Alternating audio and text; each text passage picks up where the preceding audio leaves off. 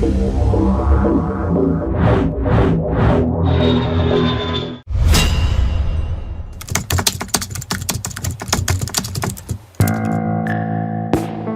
মুজিবুর রহমান ১৯৫৪ থেকে ১৯৭৫ সাল পর্যন্ত বাংলাদেশ ও পাকিস্তানের রাজনীতিতে চরম এক অস্থিতিশীল, অবিশ্বস্ত, অনির্ভরতা ও বিস্ময়ের নাম। কখনো ভারতপন্থী, কখনো পাকিস্তান, কখনো সোহরাওয়ার্দী, কখনো ইন্দিরা। যখন যাকে প্রয়োজন হয়েছে তখন তার দয়া নিয়েছে, প্রয়োজন শেষে ছুঁড়ে ফেলতেও সময় নেয়নি শেখ মুজিব। স্বাধীনতার পর স্বার্থের কারণে তার রাজনৈতিক গুরু ভাসানীকে পর্যন্ত গৃহবন্দী করতেও সময় নেননি শেখ মুজিবুর রহমান।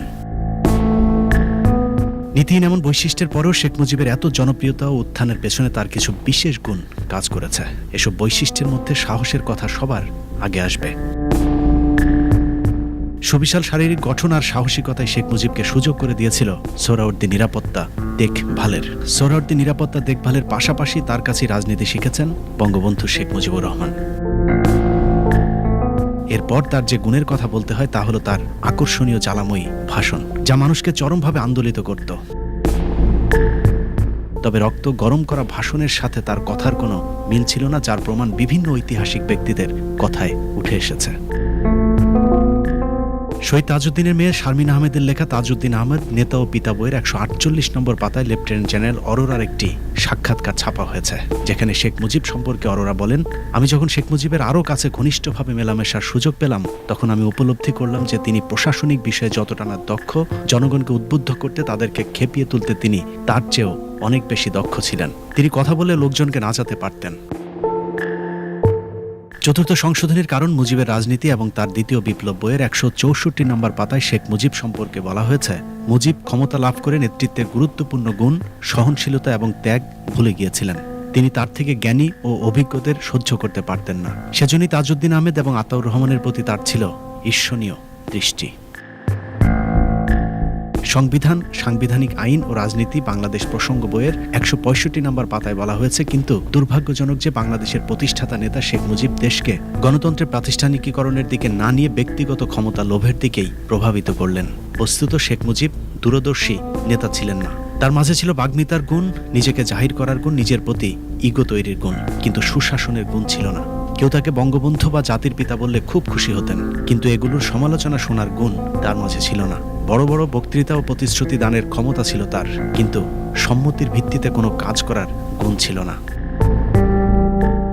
একই পৃষ্ঠার শেষের লাইনে তখনকার বাংলাদেশের সব সংকটের জন্য শেখ মুজিবকে দায়ী করেছেন শেখ মুজিবের এই ঘনিষ্ঠ সহকর্মী। শেখ মুজিবকে চিনতে হলে ১৯৫৪ থেকে ৭৫ পর্যন্ত বাংলাদেশের রাজনীতি সম্পর্কে জানতে হবে। ১৯৫২ সালের ভাষা আন্দোলনের পক্ষে বা বিপক্ষে শেখ মুজিবের কোনো ভূমিকা ছিল না। যদিও শেখ হাসিনা ইদানিং বলে থাকেন ২১শে ফেব্রুয়ারি তো বটেই, ভারত থেকে পাকিস্তান আলাদা এবং পাকিস্তান থেকে বাংলাদেশ আলাদা। এই দুটো রাষ্ট্রই নাকি শেখ মুজিব নিজে স্বাধীন করে দিয়েছেন। অল্প বয়সেই আপনারা একটু লক্ষ্য করেন, দুইটা স্বাধীনতা তিনি এনে দিলেন, প্রথম পাকিস্তান, এরপরে বাংলাদেশ।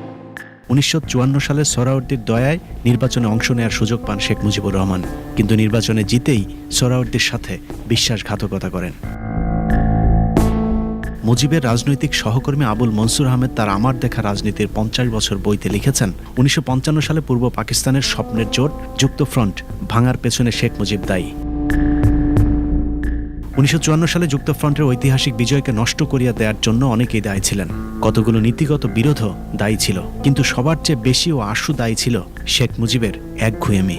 অনেকে মনে করেন যুক্তফ্রন্ট না ভাঙলে এর মাধ্যমে বাংলাদেশ স্বাধীন হতে পারত, কিন্তু শেখ মুজিবের পশ্চিম পাকিস্তান প্রীতি তা হতে দেয়নি। নির্বাচনের পরেও আওয়ামী লীগের পক্ষ থেকে এবং শেখ মুজিব একটা রাষ্ট্র পাকিস্তানকে রাখার জন্য ইয়াহিয়ার সাথে এবং ভুট্টোর সাথে নেগোসিয়েশন করার চেষ্টা করে। ১৯৫৮ সালে শেখ মুজিবকে ঠাট্টা করে বলা হতো চোরাই মন্ত্রী। পশ্চিম পাকিস্তানের সাথে হাত মিলিয়ে শেখ মুজিব ৪ দিনের জন্য মন্ত্রী হয়েছিলেন। আমার দেখা রাজনীতির ৫০ বছর বইয়ের ৪৩৮ নম্বর পৃষ্ঠায় এই তথ্যটি তুলে ধরা হয়েছে। লেখক আবুল মনসুর বলেন, কার বুদ্ধিতে বুঝি নাই, মুজিবুর রহমান আমাদের কাউকে না জানায়া কয়েকজন হবু মন্ত্রী লইয়া হঠাৎ করাচি চলিয়া গেলেন। মন্ত্রিত্বের শপথ নিলেন, ভালো পোর্টফোলিও পাওয়া গেল না বলিয়া ৪-৫ দিন পর পদত্যাগ করিলেন। অথচ সোহরাওয়ার্দী তখন সেই মন্ত্রিসভার বিরোধিতা করেছিলেন। ক্ষমতার লোভে এভাবেই শেখ মুজিব তার কাছের মানুষদের সাথে বিশ্বাসঘাতকতা করে পশ্চিম পাকিস্তানিদের সাথে হাত মিলিয়েছেন বিভিন্ন সময়। মন্ত্রিত্ব বাদ দিয়ে বিরোধী দলে গিয়ে আবারও বিতর্কে জড়ান শেখ মুজিব। 1958 সালের সেপ্টেম্বরে পাকিস্তান সংসদে ডেপুটি স্পিকার শাহেদ আলী পাটোয়ারিকে সংসদের ভেতরেই পিটিয়ে গুরুতর আহত করা হয়। উইকিপিডিয়ার তথ্য অনুযায়ী পাকিস্তান সংসদের ভেতরেই পেপারওয়েট ছুঁড়ে মারলে শাহেদ আলী গুরুতর আহত হন। চিকিৎসাধীন অবস্থায় 2 দিন পর তিনি মারা যান। এ ঘটনাকে কেন্দ্র করে ইস্কান্দার মির্জা মন্ত্রিসভাকে বরখাস্ত করে ক্ষমতা দখল করেন। সংবিধান বাতিল করে সামরিক আইন জারি করলে সংসদও বাতিল হয়ে যায়। ডেপুটি স্পিকার শাহেদ আলীকে খুনের ঘটনায় গ্রেফতার করা হয় শেখ মুজিব সহ আরও বেশ কয়েকজন রাজনৈতিক নেতাকে। এরপর দুর্নীতির মামলায় 2 বছর সহ দফায় দফায় আরও কয়েকটি মামলায় শেখ মুজিব জেল খেটেছেন। জেল থেকে বের হয়ে শেখ মুজিব কথিত ঐতিহাসিক 6 দফার ঘোষণা দেন। কিন্তু অনেকেই মনে করেন পশ্চিম পাকিস্তানিদের ইশারায় 6 দফা কর্মসূচি ঘোষণা করেন শেখ মুজিবুর রহমান। যদিও এখনকার আওয়ামী লীগ 6 দফাকে স্বাধীনতা আন্দোলনের মূল মন্ত্র দাবি করেন। এবার দেখা যাক কতটা স্বাধীনতা বিরোধী ছিল শেখ মুজিবের সেই 6 দফা আন্দোলন। 6 দফার প্রথম প্রস্তাবে বলা হয়েছে শাসনতান্ত্রিক কাঠামো ও রাষ্ট্রের প্রকৃতি। দেশের শাসনতান্ত্রিক কাঠামো এমনই হতে হবে যেখানে পাকিস্তান হবে একটি ফেডারেশন ভিত্তিক রাষ্ট্রসংঘ এবং তার ভিত্তি হবে লাহোর প্রস্তাব। সরকার হবে পার্লামেন্টারি ধরনের, আইন পরিষদের ক্ষমতা হবে সার্বভৌম। অর্থাৎ প্রথম দফাটি 2 পাকিস্তানকে এক রেখে আইন পরিষদের সার্বভৌম ক্ষমতা নিশ্চিতের দাবি করা হয়েছে। 2 নম্বর প্রস্তাবে বলা হয়েছে কেন্দ্রীয় সরকারের ক্ষমতা। কেন্দ্রীয় সরকারের ক্ষমতা কেবলমাত্র 2টি ক্ষেত্রে সীমাবদ্ধ থাকবে, যথাক্রমে দেশ রক্ষা ও বৈদেশিক নীতি। এখানেও 2 পাকিস্তানকে এক রেখে দেশের সার্বভৌম ও পররাষ্ট্রনীতি নিয়ন্ত্রণের পূর্ণ ক্ষমতা দেওয়া হয়েছে পশ্চিম পাকিস্তানিদের হাতে।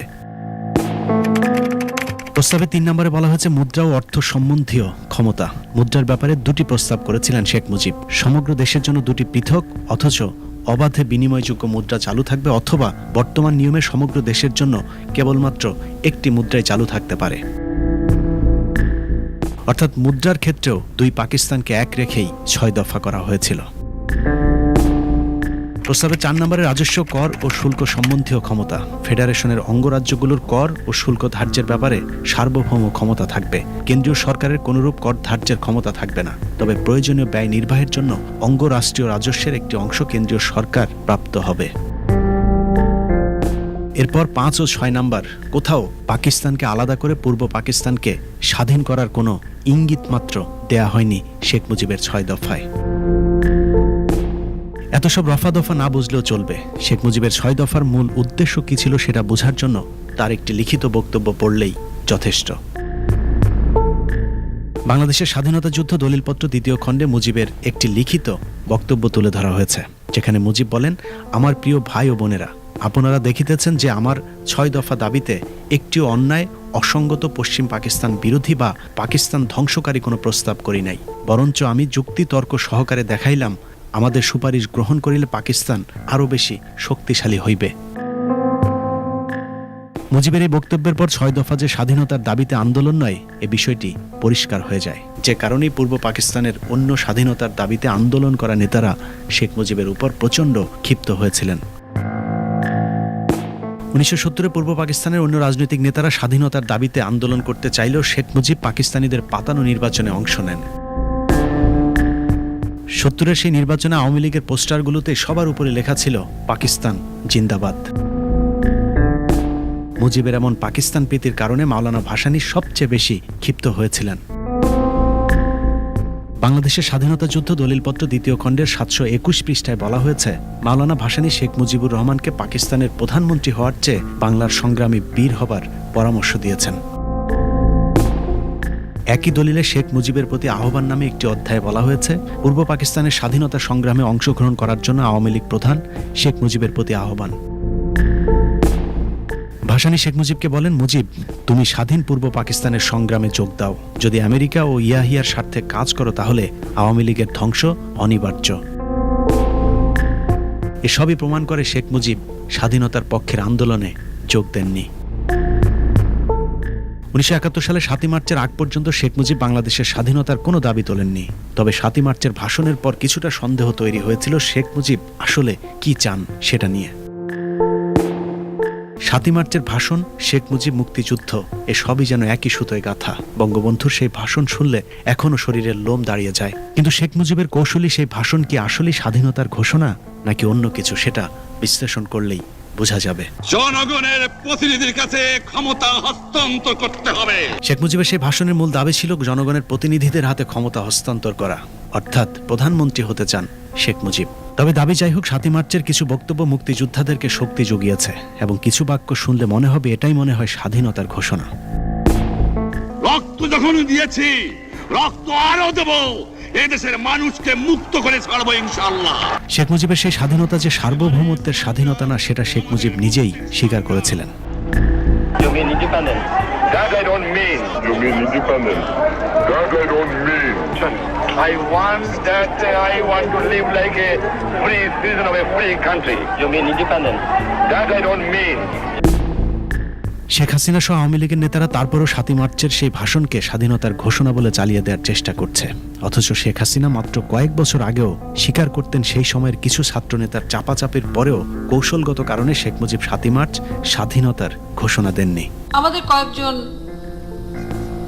ছাত্র নেতা তারা হঠাৎ দেখি বেশ উত্তেজিত। আমার আব্বাকে বলছেন, যেটা কি হলো লিডার, আপনি স্বাধীনতার ঘোষণাটা দিয়ে আসলেন না। মানুষ সব হতাশ হয়ে ফিরে গেল যে তারা তখন এই কথাটা কেন বলেছিল, তারা কার হয়ে কথা বলছিল বা উদ্দেশ্যটা কি ছিল। ওই সময় ছাত্রনেতারাও অভিযোগ করেছেন অনেক চেষ্টার পরেও শেখ মুজিবকে স্বাধীনতার ঘোষণা দেওয়ানো যায়নি 7 মার্চে। আমরা শেখ মুজিবের সাথে রাত 1টায় দেখা করি তার বাসায় এবং তাকে পরিষ্কার বলে আসি যে আপনি পাকিস্তানের রাষ্ট্রপ্রধান বা প্রধানমন্ত্রী হন, এটা আমরা চাই না। শেখ মুজিব যে কখনোই 2 পাকিস্তান আলাদা করতে চাননি তার আরো বড় প্রমাণ শেখ মুজিবের সবচেয়ে কাছের সহচর তাজউদ্দিন আহমেদের মেয়ে শারমিন আহমেদের লেখা বইয়ের একটি তথ্য। সেই বইয়ের 45 নম্বর পৃষ্ঠায় বলা হয়েছে, পূর্ব পরিকল্পনা অনুযায়ী 25 মার্চের ভয়াল কালো রাতে আব্বু গেলেন মুজিব কাকুকে নিতে। মুজিব কাকু আব্বুর সঙ্গে আন্ডারগ্রাউন্ডে গিয়ে মুক্তিযুদ্ধ পরিচালনা করবেন, সেই ব্যাপারে আব্বু মুজিব কাকুর সাথে আলোচনা করেছিলেন। মুজিব কাকু সে ব্যাপারে সম্মতিও দিয়েছিলেন। সে অনুযায়ী আত্মগোপনের জন্য পুরান ঢাকার একটি বাসাও ঠিক করে রাখা হয়েছিল। বড় কোনো সিদ্ধান্ত গ্রহণে, আব্বুর উপদেশ গ্রহণে মুজিব কাকু এর আগে দ্বিধা করেননি। আব্বুর সে কারণে বিশ্বাস ছিল যে ইতিহাসের এই যুগ সন্ধিক্ষণে মুজিব কাকু কথা রাখবেন, মুজিব কাকু আব্বুর সাথেই যাবেন। অথচ শেষ মুহূর্তে মুজিব কাকু অনড় রয়ে গেলেন। তিনি আব্বুকে বললেন, বাড়ি গিয়ে নাকে তেল দিয়ে ঘুমিয়ে থাকো, পরশুদিন 27 মার্চ হরতাল রেখেছি। এই সময়টা আলোচনা করলো কেন পাকিস্তানের সামরিক সরকার, এবং উনি কেন বললেন যে যা 27 তারিখে হরতাল ডেকে দিয়েছি, নাকে তেল দিয়ে ঘুমা। সুতরাং সবটা জিনিস যেন বেশি আবেগ দিয়ে না। এছাড়াও এ বইয়ের আরও এক জায়গায় বলা হয়েছে শেখ মুজিবকে 25 মার্চের রাতের শেষ মুহূর্তে অন্তত স্বাধীনতার ঘোষণার একটি রেকর্ড পড়তে বলা হয়েছিল। সেটাও করেননি, এমনকি সেই ঘোষণাপত্রে তিনি স্বাক্ষর করতেও রাজি হননি, কারণ তিনি বলেছিলেন যদি এটা করা হয় তাহলে পশ্চিম পাকিস্তানিদের হাতে প্রমাণ থেকে যাবে যে আমি দেশদ্রোহী। এই কথাগুলিও জনাব তাজউদ্দিন আহমেদের মেয়ে শারমিন আহমেদ তার বইতে উল্লেখ করেছেন। শারমিন আহমেদের বই না মানলেও চলবে। তাজউদ্দিন আহমেদ নিজেই সেই সময়ের আন্তর্জাতিক মিডিয়াতে সাক্ষাৎকারে বলেছিলেন শেখ মুজিব সবসময় পশ্চিম পাকিস্তানিদের হয়ে কাজ করেছেন। Sheikh Mujibur Rahman has not committed anything against the West Pakistanis or West Pakistan as such. Sheikh Mujib না চাইলেও কথিত পাকিস্তানি এজেন্ট রাজাকার শহীদ প্রেসিডেন্ট জিয়াউর রহমানের ডাকে মুক্তিযুদ্ধ শুরু হয়ে যায়। তাজউদ্দিন, জিয়াউর রহমান, ওসমানীদের নেতৃত্বে মুক্তিযুদ্ধ যখন শুরু হয় তখনও ক্ষমতা নিয়ে দ্বন্দ্বে লিপ্ত ছিল মুজিব বাহিনী। শেখ মুজিব জেলে থাকলেও শেখ মুজিবের ভাগ্নে শেখ ফজলুল হক মুনি মুজিব বাহিনী নামে একটি মুক্তিযুদ্ধ বিরোধী বাহিনীর নেতৃত্ব দেয়। পুরো মুক্তিযুদ্ধের শুরু থেকে শেষ পর্যন্ত শেখ মুনি ও তাজউদ্দিন গ্রুপের মধ্যে দ্বন্দ্ব চলেছে। প্রথম দ্বন্দ্ব বাধে মুজিবনগর সরকার নিয়ে। মূলধারা 71 বইয়ের 65 নম্বর পৃষ্ঠায় মুজিব বাহিনী সম্পর্কে আটকে ওঠার মতো তথ্য দেওয়া হয়েছে। তারা এই সরকারকে স্বীকার করে না, অর্থাৎ মুজিব বাহিনী প্রবাসী সরকারকেই স্বীকার করেনি। বস্তুত এই বাহিনীর সদস্য ভুক্তির জন্য সর্বাধিনায়ক হিসেবে শেখ মুজিবুর রহমান এবং তার অনুপস্থিতিতে শেখ ফজলুল হক মুনির প্রতি আনুগত্যের অঙ্গীকার করেই শপথনামা পাঠ করা হয়। 71-এর মে মাসে অনেকটা প্রকাশ্যে আলোচিত হতে থাকে রয়ের এক বিশেষ উপসংস্থার অধীনে শীঘ্রই দেরাদুনের অদূরে চাকরাতায় এদের জন্য বিশেষ ট্রেনিং শুরু হতে চলেছে। জুন থেকে এদের ট্রেনিং শুরু হয়, নভেম্বর পর্যন্ত অব্যাহত থাকে। প্রশিক্ষণপ্রাপ্ত এদের প্রথম দল আত্মপ্রকাশ করার সঙ্গে সঙ্গে একথাও স্পষ্ট হয় যে এই বাহিনী পরিচালনা ও নিয়ন্ত্রণের ক্ষেত্রে কর্নেল ওসমানী বা বাংলাদেশ সরকারের কোনো এখতিয়ার নেই। বইয়ের 67 নম্বর পৃষ্ঠায় বলা হয়েছে, মুজিব বাহিনী এতটাই উচ্ছৃঙ্খল, অন্তর্ঘাতমূলক এবং মুক্তিযুদ্ধ বিরোধী কার্যকলাপ শুরু করে যে শীঘ্রই মুজিব বাহিনীকে মুক্তিযুদ্ধ কমান্ডের অধীনে আনা না হলে মুক্তিযুদ্ধের সর্বাধিনায়ক জেনারেল ওসমানী পদত্যাগ করবেন বলে তাজউদ্দিনকে সাফ জানিয়ে দেন। মূলধারা 71-এর 66 নম্বর পাতায় বলা হয়েছে, বিভিন্ন সূত্রে প্রকাশ পায় মুজিব বাহিনীর কেবল প্রশিক্ষণ নয়, অস্ত্রশস্ত্র ও যাবতীয় রসদের যোগান আসে রয়ের বিশেষ উপসংস্থা থেকে এবং উপসংস্থার প্রধান জেনারেল উবান গেরিলা প্রশিক্ষণ ও ব্যবস্থাপনা বিশেষজ্ঞ হিসাবে মুজিব বাহিনী গড়ে তোলার দায়িত্বে রয়েছেন। একই পাতায় বলা হয়েছে, পক্ষান্তরে ক্ষেত্রবিশেষ মুক্তিযোদ্ধাদের অস্ত্র কেড়ে নেয়া, তাদের অনুগত্য পরিবর্তন করতে চাপ প্রয়োগ করা এবং প্রবাসী সরকারের মন্ত্রিসভার বিরুদ্ধে প্রকাশ্যে বিদ্রোহ প্রচারণা চালানোর মাধ্যমে কেবল যে মুক্তিযুদ্ধকে ভেতর থেকে দুর্বল করে ফেলা হচ্ছিল তা নয়, অধিকন্তু আশ্রয়দাতা দেশের অর্থাৎ ভারতের উদ্দেশ্য সম্পর্কে এক সন্দেহের আবহাওয়াকে উৎসাহিত করে তোলা হচ্ছিল। এত কিছুর পরও তাজউদ্দিন, জেনারেল ওসমানী, জিয়াউর রহমানের নেতৃত্বে বাংলাদেশ স্বাধীন হয়েছে। স্বাধীনতার পর রয়ের নিয়ন্ত্রণে থাকা মুজিব বাহিনী চলে যায় স্বাধীন বাংলাদেশের ক্ষমতার কেন্দ্রে। আর যুদ্ধ না করেও শেখ মুজিব হয়ে গেলেন জাতির পিতা, সেই সাথে অঘোষিত এক নায়ক।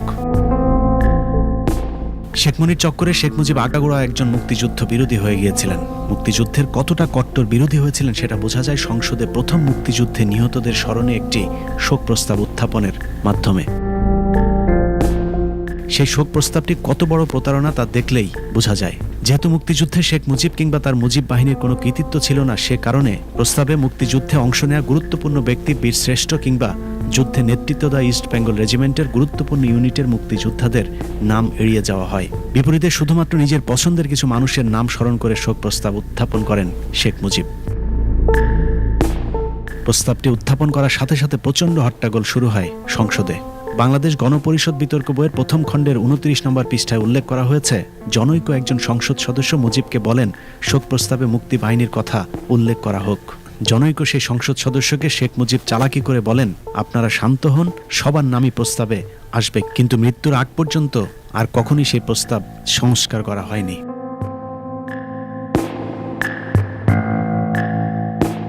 শুধু এটাই নয়, 1972 থেকে 75 পর্যন্ত মুজিব একবারের জন্য মুক্তিযুদ্ধ কিংবা মুক্তিযোদ্ধা এই শব্দ দুটো উচ্চারণ করেনি।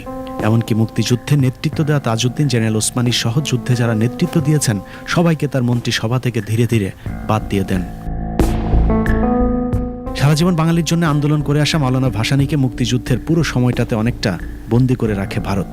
এদিকে যে তাজউদ্দিনের নেতৃত্বে দেশ স্বাধীন হলো, তাকে বাদ দিয়ে শেখ মুজিবকে জাতির পিতা বানানোর সিদ্ধান্তটা যে ভারতের ভুল ছিল তা ভুট্টোকে লাল গালিচা সম্বর্ধনা দিয়ে বাংলাদেশে আনা এবং সবশেষ ওআইসি সম্মেলনে যোগ দিতে মুজিবের পাকিস্তান সফরের মধ্য দিয়ে প্রমাণিত হয়।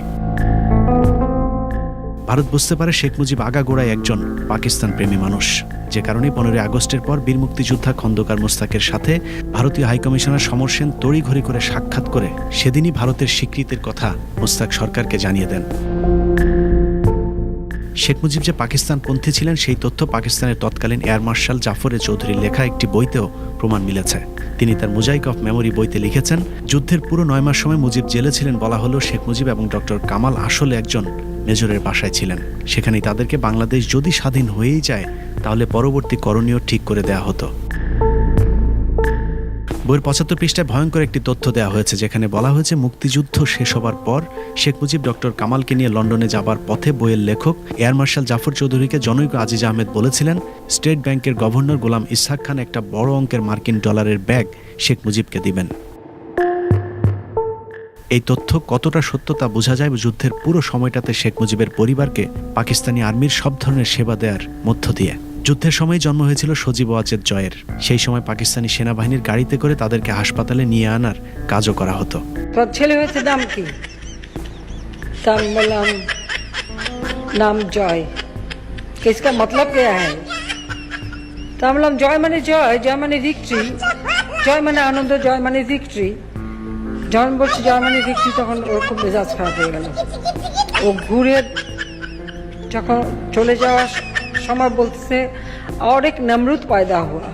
এমনকি যুদ্ধের সময় গোপালগঞ্জে শেখ মুজিবের পিতা অসুস্থ হলে তাকে সেনাবাহিনীর হেলিকপ্টারে করে ঢাকায় এনে চিকিৎসাও দিয়েছিল পাকিস্তান সেনাবাহিনী। অথচ কথিত রাজাকার স্বাধীনতা বিরোধী জিয়াউর রহমানের পুরো পরিবারকে সেই সময় পাকিস্তানি সেনাবাহিনী নির্যাতন সহ্য করতে হয়েছিল। শেখ মুজিব আজ নেই, মৃত মানুষকে নিয়ে সমালোচনা না করাই ভালো। কিন্তু মিথ্যা দিয়ে একজন স্বাধীনতা বিরোধীকে উপরে উঠাতে গিয়ে যখন দেশপ্রেমিক মুক্তিযোদ্ধাদেরকে স্বাধীনতা বিরোধী বানানোর চেষ্টা করা হয়, তখন সত্য ইতিহাস অনুসন্ধান করা অবশ্যম্ভাবী হয়ে দাঁড়ায়। আল্লাহ হাফেজ। Well, I disagree with Mr. Nehru more than 100% of them. আজ বাংলা থেকে বলিন আর নাই। আমাদের সংগ্রাম চলবেই চলবে। Ziaur Rahman do hereby declare independence of Bangladesh. জনগণের প্রতিনিধির কাছে ক্ষমতা হস্তান্তর করতে হবে। You mean independence? That I don't mean. Mujib ক্ষমতায় টিকে থাকার জন্য হাজার হাজার রাজনৈতিক কর্মীকে হত্যা করে। শেখ মুজিব ও তার খুনি দুর্নীতিবাজ সরকারকে উৎখাত করা হইয়াছে।